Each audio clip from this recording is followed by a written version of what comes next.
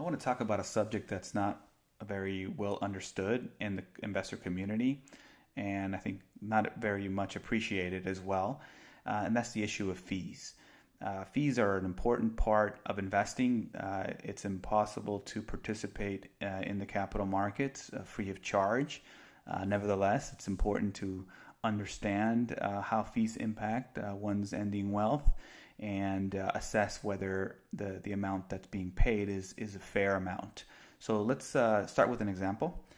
I want to assume that I'm going to invest about $99,000 for a period of 30 years. And if you earn the 8% average return that the US stock market has given over the last 30 years or so, you would get about $1 million at the end of that time frame. So pretty good. So how do fees affect that ending amount? Let's show you a graph that illustrates that point.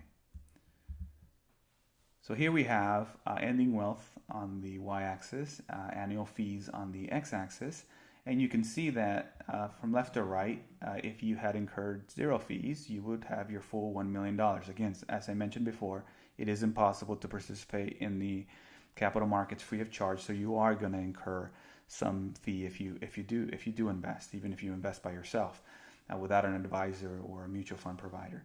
So let's see how even a small amount in fees affects. I mean, most people will pay between 1 and 2% in total fees. So you can see if you just look at the 2% annualized fee amount incurred over that 30-year period, you would go from $1 million to about $570,000. So that's nearly 50% of your ending wealth is essentially destroyed by taking on that 2% fee. And the figure becomes even larger if you start going to the right, 3%, 4%, and 5%. So the bottom line here is that fees are very important. They are a big deal. They can destroy one's wealth significantly over a long period of time because of the effect of compounding. Compounding works both ways, right? It allows you to build wealth rapidly, but if you are incurring large fees over time, the opposite effect happens. Your wealth is destroyed. Now, when I talk about fees, I don't just mean fees that you get charged by trading stock or advisor fees. It's really deeper than that, and I like to include in the subject of fees opportunity costs, because I think even though opportunity costs are more conceptual, they are indeed have a similar effect to a regular explicit fee. So what are those fees that constitute the equation of total fees? So you have the product fees. Now these are, if you're in a mutual fund, there's an expense ratio, 1% or so that the management team charges. You need to be aware of that. There are advisor fees.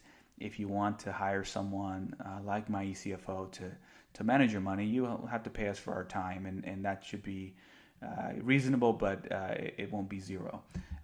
There's the tax inefficiency fees. This is the opportunity cost related to not maximizing tax efficiency across your various investments, and an advisor can help you do that, but a lot of times your tax accountant is worried about taxes, your advisor is worried about investments, and the two don't integrate well, and there are some fee, leakage from the fact that they're separate conversations. The underperformance fees are important to understand. This is an advanced topic, but essentially anytime you invest in an actively managed fund or an active manner, you should be comparing yourself against a passive alternative. So for example, if you invest in a mutual fund that invests in a subset of the US stock market, maybe the best 50 US stocks, that you should compare that results to what the total US stock market return would be. And that's the difference, is the underperformance fee. Sometimes it's an excess return, so that figure is positive, so it's a counter fee or contra fee, if you want to think about it that way, but it's something to consider. And then the other, conceptual fee category is bad behavior fees. And these are fees that essentially, if you are doing something you're not supposed to, or not doing something you're supposed to, you're engaging in some bad behavior that could lead to your fees being higher than they should. It could be selling when things get really bad and you freak out emotionally. It could be sitting in cash because you just don't have the time to invest it, don't have the interest. I mean, those are all examples of bad behavior fees that you should be aware of.